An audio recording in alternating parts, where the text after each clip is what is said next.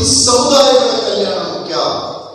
ಈ ದೇಶವನ್ನು ಕಟ್ಟುವವರಿಗೆ, ಈ ದೇಶದಲ್ಲಿರ್ತಕ್ಕಂಥ ಚಿಕ್ಕ ಮಗುವಿನಿಂದ ಹಿಡಿದು ಸಕಲ ಧರ್ಮ ಮತ ಪರಂಪರೆಗಳ ಆಚರಣೆಯನ್ನು ಮಾಡ್ತಕ್ಕಂಥ ಪ್ರತಿ ಸಮುದಾಯಗಳ ಭಾವನೆಯನ್ನು ಗೌರವಿಸುವುದು ಮುಖ್ಯ. ಆದರೆ ದೇಶವನ್ನು ಆಳುವವರಿಗೆ 51% ವೋಟ್ ಮಾತ್ರ ಮುಖ್ಯ. ಆದ್ರಿಂದ ಈ ಹೋರಾಟ ಇದು ಭಾರತವನ್ನ 100% ಜನರ ಭಾವನೆಗಳಿಗಾಗಿ ಒಂದು ಆಡಳಿತ ಮಾಡಬೇಕು ಅಂತ ಆಗ್ರಹ ಮಾಡುವ ಸಲುವಾಗಿ ಈ ಚಳವಳಿಯನ್ನು ನಾವು ಮಾಡ್ತಾ ಇದ್ದೇವೆ. ಸ್ನೇಹಿತರು, ನೆನಪಿಟ್ಕೊಳ್ಳಿ, ಆತಂಕಿತರು ಒಂದು ಸಮುದಾಯ ಮಾತ್ರ ಅಲ್ಲ, ಒಂದು ಧಾರ್ಮಿಕ ನಂಬಿಕೆಯವರು ಮಾತ್ರ ಅಲ್ಲ. ದೆಹಲಿಯಲ್ಲಿ ಕೆಲವಾರು ವರ್ಷಗಳ ಹಿಂದೆ ಹರಿಯಾಣ, ಪಂಜಾಬ, ರಾಜಸ್ಥಾನ, ಉತ್ತರ ಪ್ರದೇಶದ ಎಲ್ಲ ಮತಧರ್ಮದ ರೈತ ಸಂಕುಲಗಳು ಬಂದು ದಾರಿಯಲ್ಲಿ ಕುರಿತು, ಅರಸನನ್ನು ಕುರಿತು, ಆಳುವವನ ಕುರಿತು, ಅಯ್ಯೋ ಪುಣ್ಯಾತ್ಮ ನನಗೆ ಯಾಕೆ ಅನ್ಯಾಯ ಮಾಡ್ತಿದೀಯ ಅಂತ ಪ್ರಶ್ನೆ ಮಾಡಕ್ ಹೋಗೋಣ ಅಂತಂದ್ರೆ ದಾರಿಯ ಮೇಲೆ ಮೊಳೆಯನ್ನ ಹೊಡೆದಿರ್ತಕ್ಕಂಥ ಅನಿಷ್ಟ ಸರ್ಕಾರದ ಆಳ್ವಿಕೆ ತಂದಿರ್ತಕ್ಕಂಥ ವ್ಯವಸ್ಥೆ ಯಾವುದು ಅಂದ್ರೆ ಈ ವಕ್ಫ್ ತಿದ್ದುಪಡಿ ಕಾಯ್ದೆ. ಹಲವಾರು ವರ್ಷಗಳಿಂದ ಹೇಳಿದ್ರು NRC, CAA ಈ ದೇಶದಲ್ಲಿ ಯಾರಿರ್ಬೇಕು, ಯಾರಿರುವ, ಯಾರಿಗೆ ಏನ್ ಸರ್ಟಿಫಿಕೇಟ್ ನಾವು ಕೊಡ್ತೀವಿ ಅಂತ ಹೇಳಿ ಈ ದೇಶದ ಜನ ಆತಂಕ ಆದರೂ ಸಹಿತ ಈ ದೇಶದ ಜನ ಸಮುದಾಯ ಯೋಚನೆ ಮಾಡಿತು.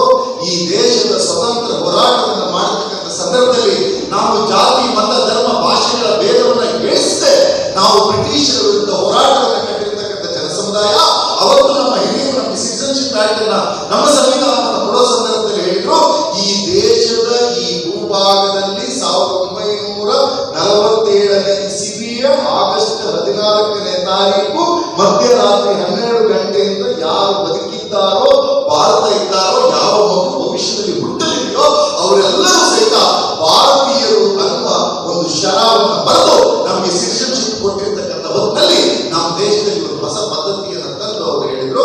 CAA, NRC ಮೂಲಕ ಹೇಳೋ ಪ್ರಯತ್ನವನ್ನು ಮಾಡಿದ್ರು. ಅದೇನು ಅಂತಂದ್ರೆ ಈ ದೇಶದಲ್ಲಿ ಇಂಥವರಿಗೆ ಇಂಥ ಕಾರಣಕ್ಕೆ ಸಿಟಿಜನ್ಶಿಪ್ ಇಲ್ಲ. ನಮ್ಮ ದೇಶದ ಸಂವಿಧಾನ ಪೀಠದ ಎದುರುಗಡೆ ಅರ್ಜಿ ಇನ್ನೂ ಬಾಕಿ ಇದೆ ವಿಚಾರ. ಸದ್ಯಕ್ಕೆ CAA, NRC ಉಚ್ಚಾಟನೆಯಿಂದ ಸುಮ್ಮನೆ ಕೂತಿದ್ದಾರೆ.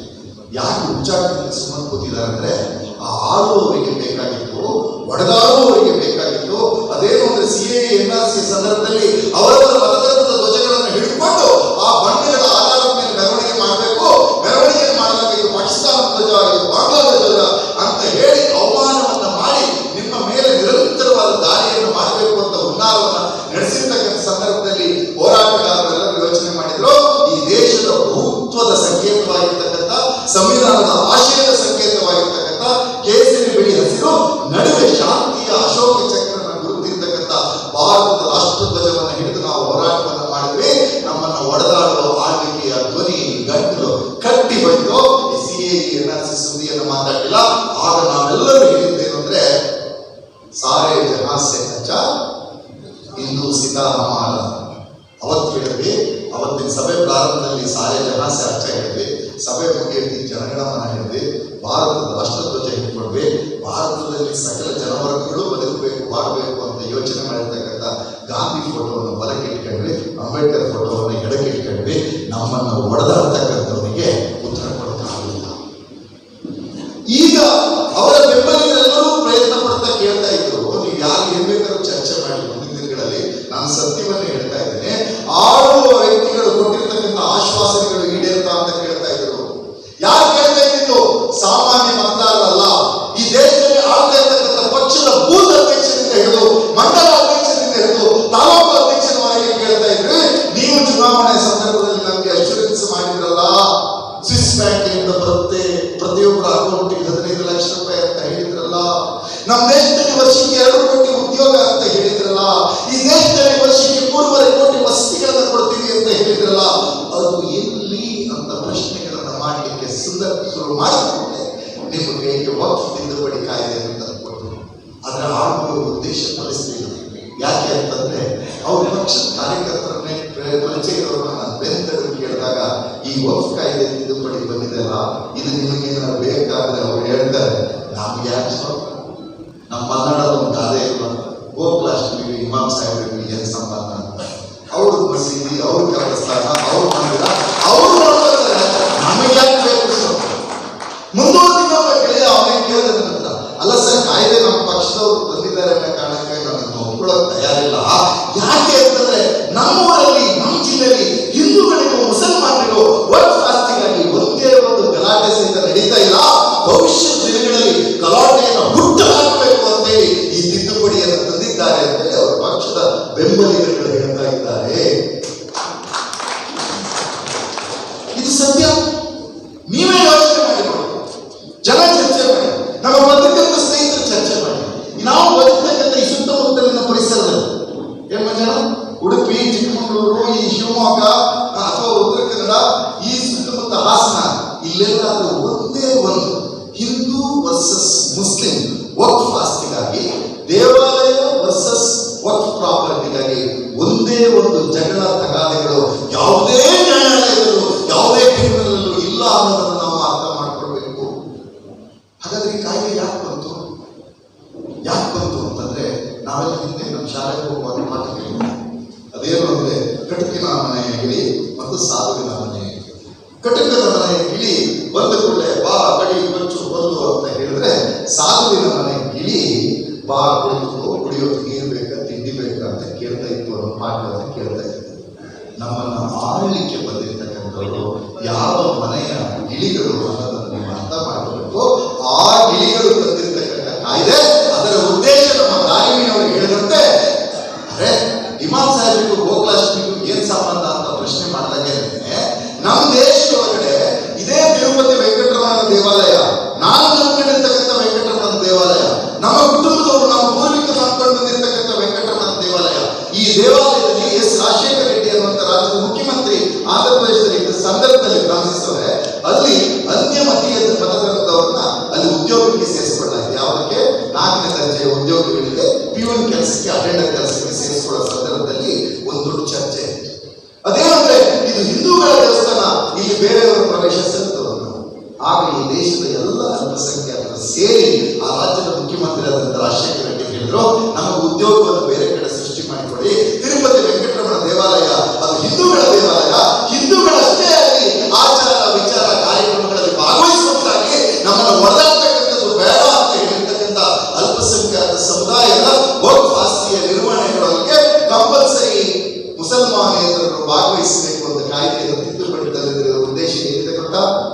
ಟ್ರಿಬ್ಯುನಲ್ ಇಲ್ಲ, ಜುಡಿಷಿಯರಿ ಇಲ್ಲ, ಜಿಲ್ಲಾಧಿಕಾರಿಗಳಂದ್ರೆ ಯಾರು ಅಂತ ನನಗೆ ಅರ್ಥ ತಿಳ್ಕೊಳ್ಳೋದು.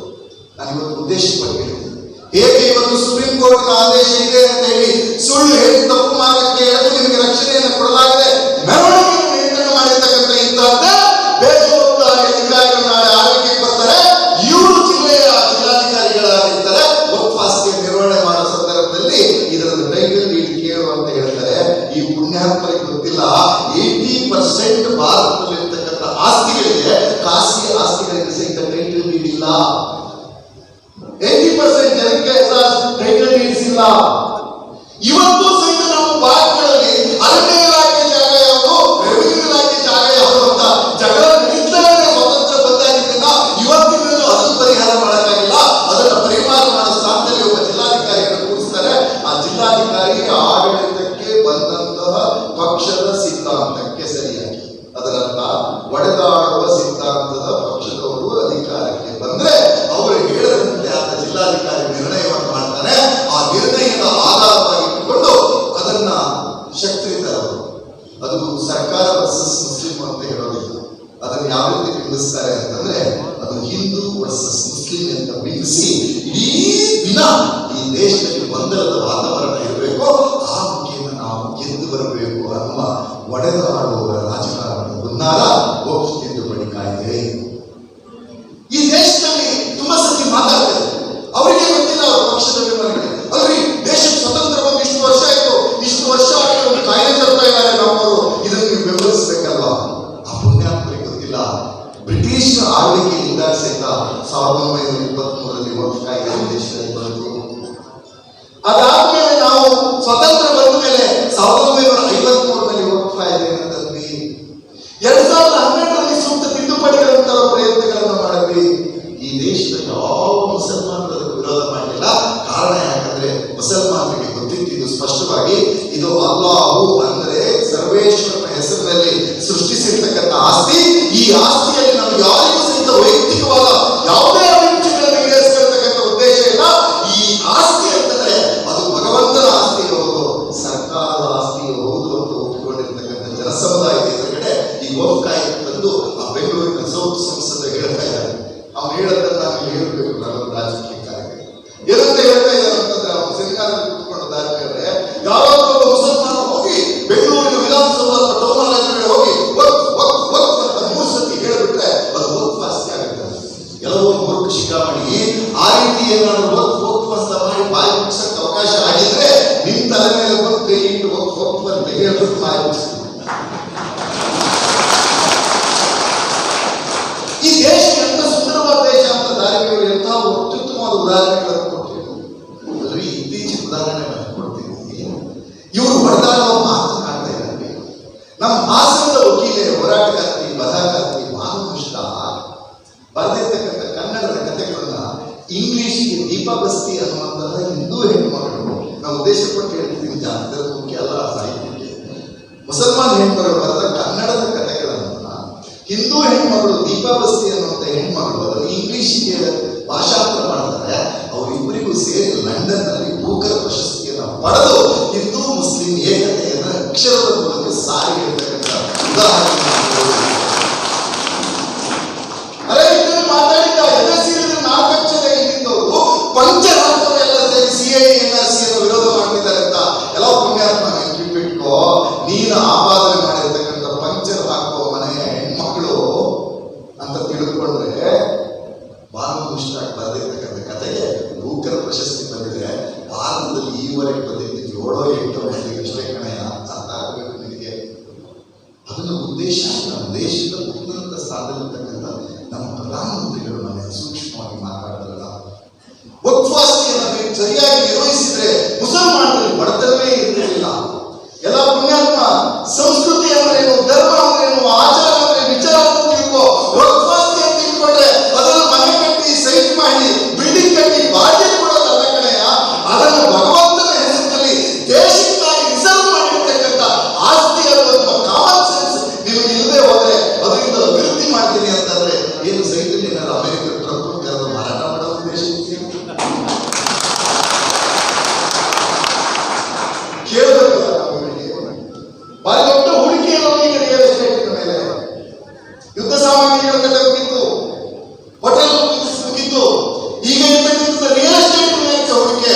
ಇಡೀ ವಿಶ್ವದಿಂದ ಗ್ಯಾಪ್ ಒಪ್ಪಂದದ ಕಾರಣಕ್ಕಾಗಿ ಇವತ್ತು ಭಾರಿ ಆರ್ಥಿಕ ಸಂಪನ್ಮೂಲವನ್ನು ರಿಯಲ್ ಎಸ್ಟೇಟ್ ಮೇಲೆ ಹೂಡಬೇಕು ಅನ್ನೋ ಉದ್ದೇಶ ಇರತಕ್ಕಂಥ ಇವರಿಗೆ ವಕ್ಫ್ ಆಸ್ತಿಯ ನೆಪದಲ್ಲಿ ಅವಷ್ಟು ಭೂಮಿಗಳನ್ನ ಕಬ್ಜಾ ಮಾಡಿಕೊಂಡು ಇವರು ಅಣ್ಣ ಟ್ರಂಪಿಗೆ ಕೊಟ್ಬಿಟ್ರೆ ಇವ್ರ ಜೀವನ ಸಾರ್ಥಕವಾಗುತ್ತೆ ಅನ್ನೋ ಉದ್ದೇಶ ಹೊರತು ಇದರ ಹಿಂದ್ಗಡೆ ಜನ ಕಲ್ಯಾಣದ ಉದ್ದೇಶ ಇಲ್ಲ, ಧರ್ಮದ ಆಶಯಗಳ ಈಡೇರಿಕೆಯ ಉದ್ದೇಶವೂ ಇಲ್ಲ. ಧಾರ್ಮಿಕರು ತುಂಬಾ ಸ್ಪಷ್ಟವಾಗಿ ಹೇಳಿದರು. ಟಿಪ್ಪು ಭೂಮಿ ಕೊಟ್ಟಿದ್ದಾರೆ, ನವಾಬ ಭೂಮಿ ಕೊಟ್ಟಿದ್ದಾರೆ. ಟಿಪ್ಪು ಕಾಲದಲ್ಲಿ ನಮ್ಮ ರಾಜಮಂತ್ರಿ ಇರಲಿಲ್ಲ, ನಮ್ಮ ಸಂವಿಧಾನ ಇರಲಿಲ್ಲ. ಮೈಸೂರು ಅರಸರ ಕಾಲದಲ್ಲಿ ಅರಸರೇ ಯೋಚನೆ ಮಾಡಿರ್ತಕ್ಕಂಥ ಕಾನೂನುಗಳಿತ್ತು. ಆ ಕಾನೂನುಗಳ ಆಧಾರದಲ್ಲಿ ಇದು ಚಾಮುಂಡಿ ಬೆಟ್ಟ ಅಂದರು. ಯಾರು ಮುಸಲ್ಮಾನರು ಹೋಗಿ ಚಾಮುಂಡಿ ಬೆಟ್ಟದಲ್ಲಿ ನಾವು ಮಸೀದಿ ಕಟ್ತೀವಿ ಅಂತ ಹೇಳಿದಾರ? ಇಡೀ ಮುಸಲ್ಮಾನರು ಹೇಳಿದ್ರು ಅದು ಚಾಮುಂಡಿ ಹೆಸರು ಬಿಟ್ಟಿರ್ತಕ್ಕಂಥ ಜಾಗ. ಆ ಗುಡ್ಡದಲ್ಲಿ ದೇವರ ಆಚರಣೆಯನ್ನು ಹಿಂದೂ ಧರ್ಮದವರು ಹೇಳ್ತಾರೆ, ಅಲ್ಲಿ ನಮ್ಗೆ ಹೋಗೋ ಅವಶ್ಯಕತೆ ಇಲ್ಲ ಅಂತ ಹೇಳಿ ಯೋಚನೆ ಮಾಡಿರ್ತಕ್ಕಂಥ ಸಮುದಾಯ ಮನಸ್ಥಿತಿ. ಶೃಂಗೇರಿಗೆ ಬಂದ್ರು, ಶೃಂಗೇರಿಗೆ ಪೇಶ್ವೆಯವರು ಬಂದ್ರು. ಪೇಶ್ವೆಯವರು ಅಂದ್ರೆ ಯಾವ ಪದ್ಧತಿ, ಯಾವ ಧರ್ಮ, ಯಾವ ಆಚಾರ ಹೇಳೋಕೆ ಹೋಗೋದಿಲ್ಲ. ಅವರು ಬಂದು ಶೃಂಗೇರಿಯ ದೇವಾಲಯದ ಮೂಲ ವಿಗ್ರಹವನ್ನ ಕಿತ್ತು ಹೊರಗೆಸೆದ ಸಂದರ್ಭದಲ್ಲಿ ಯಾಕೆ ಕಿತ್ತಾಕಿದ್ರು ಹೇಳಿ? ಅಡಿಗಡೆ ವಜ್ರ ವೈಡೂರ್ಯಗಳಿರ್ತದೆ ಅಂತ ಕಿತ್ತು ಹಾಕಿದ ಸಂದರ್ಭದಲ್ಲಿ ಶೃಂಗೇರಿ ಮಠದ ಪೂಜ್ಯ ಸ್ವಾಮಿಗಳು ಟಿಪ್ಪುಗೆ ಪತ್ರ ಬರೀತಾರೆ. ಟಿಪ್ಪು ಧರ್ಮದಂತೆ ನಡ್ಕೊಂಡು ಹೋಗ್ಲಿಕ್ಕೆ ಅವಕಾಶ ಮಾಡಿಕೊಡ್ಬೇಕು, ಪೇಶ್ವೆಗಳು ತಂದು ತೊಂದರೆ ಕೊಡ್ತಾರೆ. ಅವತ್ತು ಟಿಪ್ಪು ತಂದು ಶೃಂಗೇರಿ ಮಠದ ರಕ್ಷಣೆಗಾಗಿ ಬಿಟ್ಟಿರ್ತಕ್ಕಂಥ ಜನ ಸಮುದಾಯದ ಸಂತತಿಗಳು ನಾವೆಲ್ಲರೂ ಇಲ್ಲಿ ಕೂತಿದ್ದೇವೆ ಅನ್ನೋದನ್ನ ಅರ್ಥ ಮಾಡಿಕೊಂಡು ಈ ಸಭೆಯ ಮೂಲಕ ಮಠದ ರಕ್ಷಣೆಗಾಗಿ ತಂದುಬಿಟ್ರು. ತನ್ನ ಧರ್ಮೀಯರನ್ನು ಬಿಟ್ಟ, ಆ ಧರ್ಮದಲ್ಲಿ ಇರ್ತಕ್ಕಂಥ ಬೇರೆ ಜನರನ್ನು ತಂದುಬಿಟ್ಟ.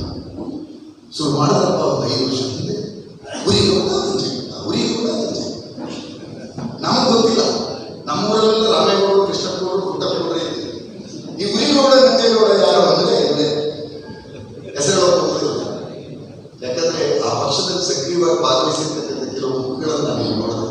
ಅವರಿಗೆ ಹರ್ಟ್ ಆಗಬಾರ್ದು ಹೆಸರು. ಹಾಗಾಗಿ ಉರಿಗೌಡ ಮತ್ತು ನಂಜೇಗೌಡ ಅವರು ಈ ಮಲೆನಾಡಿನಲ್ಲಿ, ಈ ಮಂಡ್ಯದಲ್ಲಿ, ಈ ಕರ್ನಾಟಕದ ಸಂಸ್ಕೃತಿಯಲ್ಲಿಲ್ಲ. ಇಲ್ಲಿರ್ತಕ್ಕಂಥದ್ದು ರಾಮೇಗೌಡ, ಕೃಷ್ಣೇಗೌಡ, ಶಿವಗೌಡ ಮತ್ತು ಪುಟ್ಟಪ್ಪಗೌಡರೇ ಹೊರತು ಉರಿಗೌಡ ಮತ್ತು ನಂಜೇಗೌಡ ಅಂದ್ರೆ ಯಾರಂದ್ರೆ ನೀವು ಜರ್ಮನ್ ಸಿದ್ಧಾಂತದ ಪ್ರತಿಪಾದಕರಾಗಿರ್ತಕ್ಕಂಥ ಸಂತತಿಗಳೇ ಹೊರತು ಅವರು ಟಿಪ್ಪುವನ್ನು ಕೊಂದವರಲ್ಲ, ಟಿಪ್ಪುವನ್ನು ವಿರೋಧ ಮಾಡಿದವರಲ್ಲ. ಅವರು ಕಾಲ್ಪನಿಕ ಪಾತ್ರಗಳು. ಈ ಸತ್ಯವನ್ನ ಹೇಳೋದಕ್ಕಾಗಿ ಈ ಹೋರಾಟವನ್ನು ನಾವು ಅಲ್ಲಲ್ಲಿ ಸಂಘಟಿಸಬೇಕಾಗಿದೆ. ಸ್ನೇಹಿತರೆ, ಈ ಹೋರಾಟವನ್ನು ನೀವು ಮುಂದಾಡಬೇಕು. ನಮ್ಗೆ ಹೇಳಿದಂಥ ಸಾಧಿಗಳು ಎಲ್ಲರೂ ಹೇಳಿ ದೇಶಕ್ಕೆ ಮುಂದಾಗ್ತದೆ. ಯಾಕೆ ಮುಂದಾಗ್ತದೆ ಸರ್? ಅಲ್ಲಿ ಪಾಕಿಸ್ತಾನಕ್ಕೂ ಭಾರತಕ್ಕೂ ಸ್ವಲ್ಪ ತಗಾದೆ ನಡೆದುಬಿಟ್ಟಿದೆ. ಈ ಹೊತ್ತು ನಮ್ಮ ಹೋರಾಟ ನಿಮ್ಮ ಭಾವನೆ ಅದು ಸರಿ, ಅದು ನನ್ನ ಭಾವನೆ ಏನು ಅಂತಂದ್ರೆ ಪಾಕಿಸ್ತಾನಕ್ಕೂ ಭಾರತಕ್ಕೂ ಹೋರಾಟ ನಡೆದಿದ್ರೆ ಭಾರತದ ಇಡೀ ಮುಸಲ್ಮಾನರು ಹೇಳ್ತಿದ್ದಾರೆ ಪಾಕಿಸ್ತಾನದ ಉಗ್ರಗಾಮಿತನವನ್ನ ನಾವು ಏಕೆ ಸ್ವರಗಳಿಂದ ಖಂಡಿಸ್ತಿದ್ದೇವೆ, ಉಗ್ರಗಾಮಿತನಕ್ಕೆ ನಾವು ಧರ್ಮದಲ್ಲಿ ಅವಕಾಶ ಇಲ್ಲ ಅಂತ ಹೇಳಿರ್ತಕ್ಕಂಥ ದರ ಪರಂಪರೆ. ಹೌದು, 5 ಜನ ಏನೋ ಬಂದು ಪಹಲ್ಗಾಮ್ನಲ್ಲಿ ಈ ದೇಶದ ಯಾತ್ರಾರ್ಥಿಗಳನ್ನ, ನಮ್ಮ ದೇಶದ ಮಕ್ಕಳ ಮೇಲೆ ಬರ್ಬರವಾಗಿ ದಾಳಿ ಮಾಡಿದ್ರು.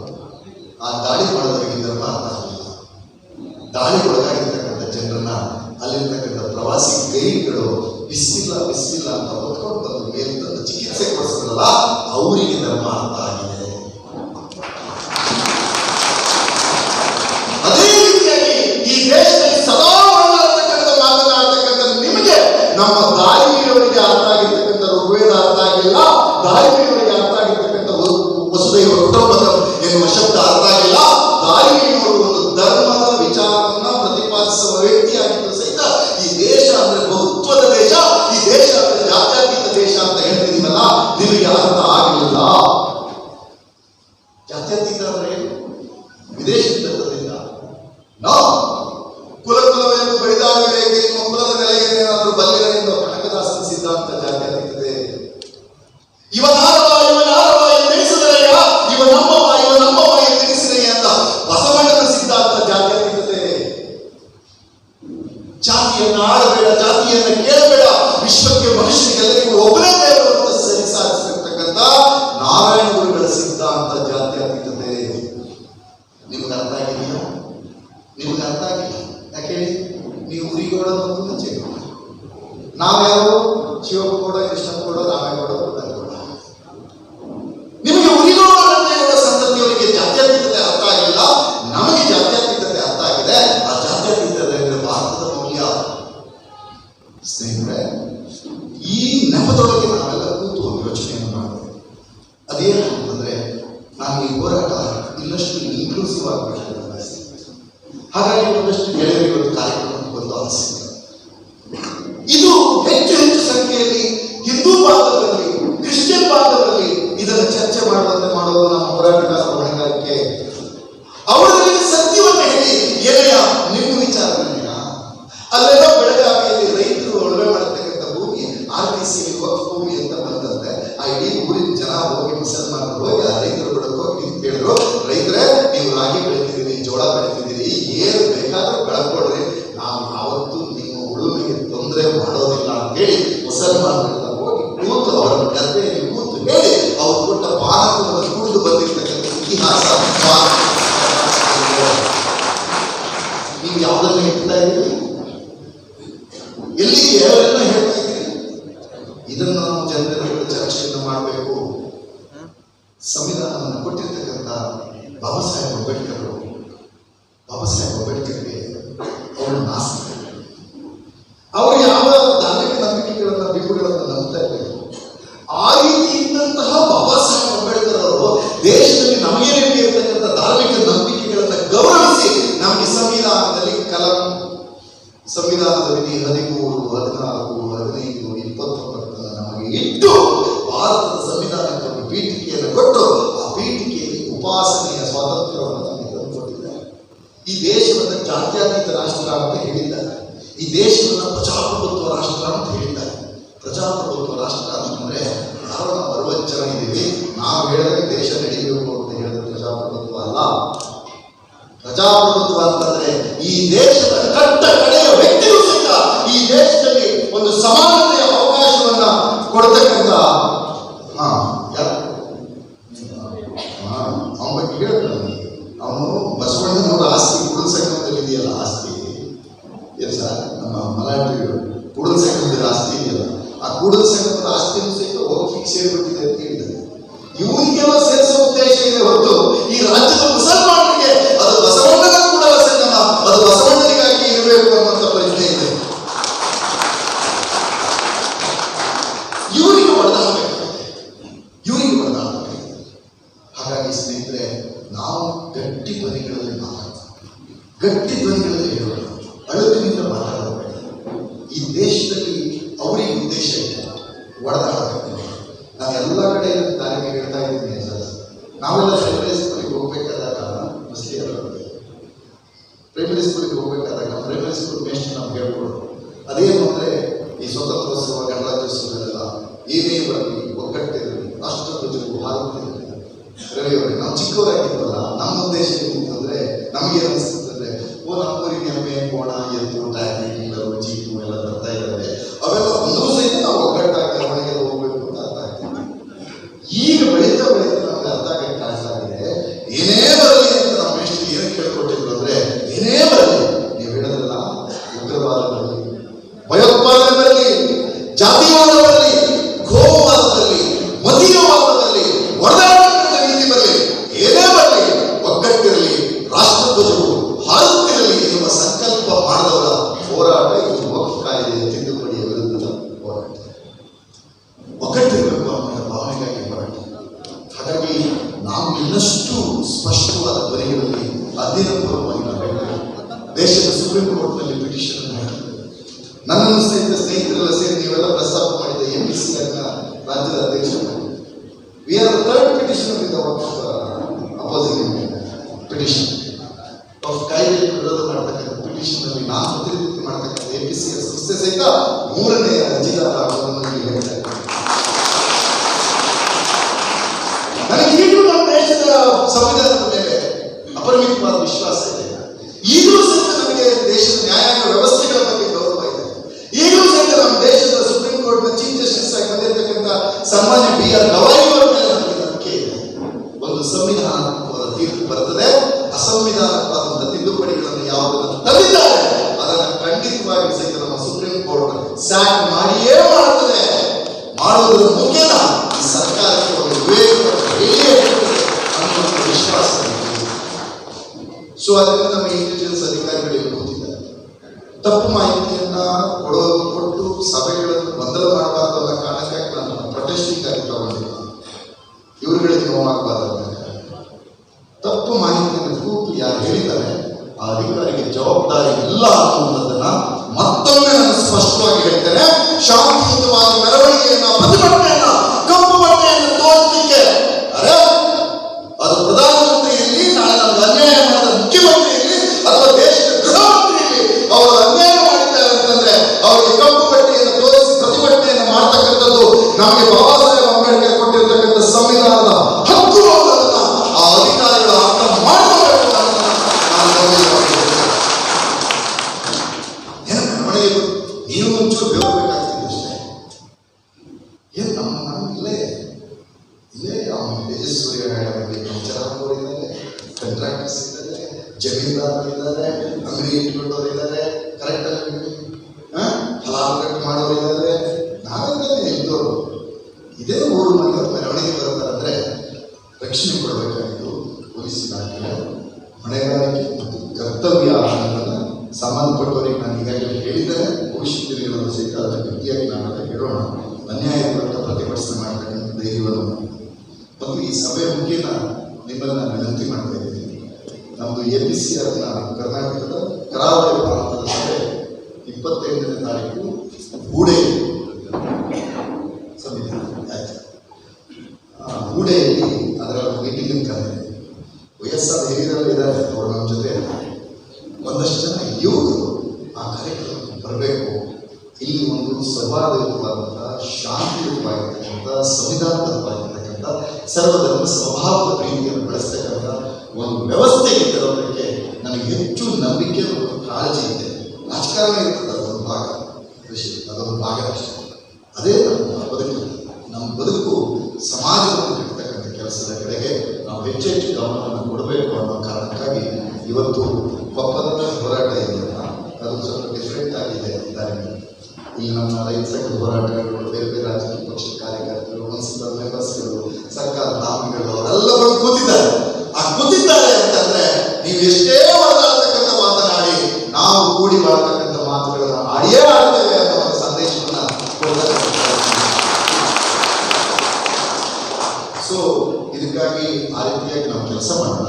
ನನ್ನ ಸ್ನೇಹಿತ ಜಿಶಾನ್ ಆಗಿ ಬಂದಿದ್ರೆ ಇನ್ನಷ್ಟು ವಿದ್ವತ್ಪೂರ್ಣವಾಗಿ ಮಾತುಗಳನ್ನ ಚರ್ಚೆಗಳ ಸಾಧ್ಯತೆ ಇದ್ದು ಒಂದು ಸ್ಪಷ್ಟವಾದಂಥ ಲೈನನ್ನು ಹೇಳ್ತೀವಿ.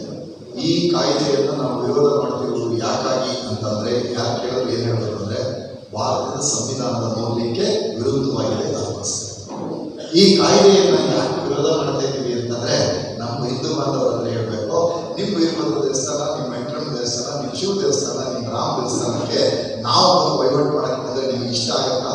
ಇಲ್ಲ, ಇಷ್ಟ ಆಗಲ್ಲ ಅಂತ ಹೇಳ್ತೇವೆ. ಹಂಗೆ ಕಣಪ್ಪ, ನಮ್ಮ ಮಸೀದಿ, ನಮ್ಮ ದರ್ಗಾ, ನಮ್ಮ ಕಬ್ರಸ್ಥಾನ ನಾವು ನಿರ್ವಹಣೆ ಮಾಡ್ತೀವಿ, ಅದಕ್ಕಾಗಿ ಈ ಹೋರಾಟ ಅಂತ ಹೇಳಿ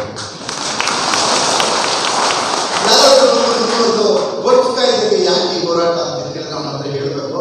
ಅಣ್ಣ, ನೀವು ವೋಟ್ ಕೂಡ ಸಂದರ್ಭದಲ್ಲಿ ಕಳೆದ ಲೋಕಸಭೆಯಲ್ಲಿ ಅಥವಾ ಹಿಂದಿನ ಲೋಕಸಭೆ ಅಥವಾ ಹಿಂದಿನ ಲೋಕಸಭೆಯಲ್ಲಿ ನೀನು ಏನಾದರೂ ನಿಮ್ಮ ಲೋಕಸಭಾ ಮೆಂಬರಿಗೆ ಮತ್ತೊಬ್ಬರಿಗೆ ವೋಟ್ ಕಾಯ್ದೆಗೆ ತಿದ್ದುಪಡಿ ತರಬೇಕು ಅಂತ ನೀನೇನಾದರೂ ಹೇಳಿದ್ದೇನೆ ಅಂತ ಕೇಳಿ ಅವನು ಹೇಳ್ತಾನೆ, ನನಗೆ ಅದು ಬೇಕಾಗಿರಲಿಲ್ಲ. ನಿನಗೆ ಬೇಕಾಗಿರಲಿಲ್ಲ ಅಂದ್ರೆ ಭಾರತದ ಪ್ರಜೆಗಳಾದ ನಮಗೂ ಬೇಕಾಗಿರಲಿಲ್ಲ, ಅದಕ್ಕಾಗಿ ಈ ಹೋರಾಟವನ್ನ ಮಾಡ್ತಾ ಇದ್ದೇನೆ ಅಂತ ಹೇಳಿ. ಮತ್ತು ಅದರಲ್ಲಿ ಸುಮಾರು 45 ತಿದ್ದುಪಡಿಗಳನ್ನು ಪ್ರಯತ್ನವನ್ನು ಮಾಡಿದ್ದಾರೆ. 45 ತಿದ್ದುಪಡಿಗಳಲ್ಲಿ ನಮಗೆ ಪ್ರಮುಖವಾಗಿ 15 ತಿದ್ದುಪಡಿಗಳಿಗೆ ಮಾತ್ರ ನಮ್ಮ ವಿರೋಧ ಇದೆ ಹೊರತು ಉಳಿದ ತಿದ್ದುಪಡಿಗಳು ಕಾಲಾನುಕಾಲಕ್ಕೆ ತಂದಿದ್ದೀರಿ, ಅದಕ್ಕೆ ನಾವು ಬೆಂಬಲವನ್ನು ಕೊಡ್ತೀವಿ ಅನ್ನೋದನ್ನು ಸಹಿತ ನಾವು ಹೇಳಬೇಕು. ಕಾಲಕಾಲಕ್ಕೆ ಬದಲಾವಣೆ ತರ್ತೀವಿ. ನೀವು ಬದಲಾವಣೆ ತರೋ ನೆಲದಲ್ಲಿ ನಮ್ಮ ಬದುಕಿಗೆ, ನಮ್ಮ ಭಾವನೆಗೆ ಸಂಚಕಾರವನ್ನು ತರಬಾರದು. ನಿಮ್ಮ ಸರ್ವೇಶ್ವರನ ಬಗ್ಗೆ ಯಾವ ರೀತಿಯಾದ ಶ್ರದ್ಧೆ ಇದೆ, ನಮಗೂ ಸರ್ವೇಶ್ವರನ ಬಗ್ಗೆ ಅದೇ ಶ್ರದ್ಧೆ ಇದೆ. ನಾವು ಅಲ್ಲಾಹು ಅಂತ ನಮ್ಮ ಭಾಷೆಯಲ್ಲಿ ಕರೆದ್ವಿ, ನೀವು ಅವನನ್ನು ಶಿವ ಅಂತ ಕರೆದ್ವಿ. ಇದೇ ನಾಡಲ್ಲಿ ಗಾಂಧಿ ಹೇಳಿದ್ರು, ಈಶ್ವರ ಅಲ್ಲ ಬೇರೋ ನಾವು ಸಬ್ಕೋ ಸಮ್ಮತಿ ದೇ ಭಗವಾನ್, ಅವರಿಗೆ ಸಬ್ಕೋ ಸಮ್ಮತಿ ಕೊಡ್ಲಿ ಅನ್ನೋ ಕಾರಣಕ್ಕಾಗಿ ಈ ಹೋರಾಟವನ್ನು ನಾವು ಮಾಡ್ತಾ ಇದ್ದೀವಿ ಅಂತೇಳಿ ನಾವು ಗಟ್ಟಿಯ ಧ್ವನಿಯನ್ನು ಹೇಳಬೇಕು. ನಮ್ಮ ಶೆಟ್ಟಿಯವರು ಸಂವಿಧಾನದ ಪೀಠಿಕೆಯನ್ನು ಓದಿಸ್ಬೇಕು ಸರ್ ನಮ್ಮವರಿಗೆಲ್ಲ ಅಂತ ಹೇಳಿದ್ದಾರೆ. ಇದರಲ್ಲೇ ಇದೆ ನಾವು ಯಾಕೆ ಈ ತಿದ್ದುಪಡಿಯನ್ನು ವಿರೋಧ ಮಾಡ್ತಿದ್ದೀವಿ ಅಂತ ಕಾರಣಕ್ಕಿದೆ. ಅದನ್ನು ನಿಮ್ಮೆಲ್ಲರಲ್ಲಿ ನಾನು ವಿನಂತಿ ಮಾಡ್ತೀನಿ, ದಯವಿಟ್ಟು ನೀವೆಲ್ಲರೂ ಎದ್ದು ನಿಂತ್ಕೊಂಡು ನಿಮ್ಮ ಬಲಗೈಯನ್ನು ನಿಮ್ಮ ಎದೆಗೆ ಆಡಿಸ್ಕೊಳ್ಳಿ. ನಾನು ಪೀಠಿಕೆ ಹೇಳ್ತೀನಿ, ನೀವೆಲ್ಲರೂ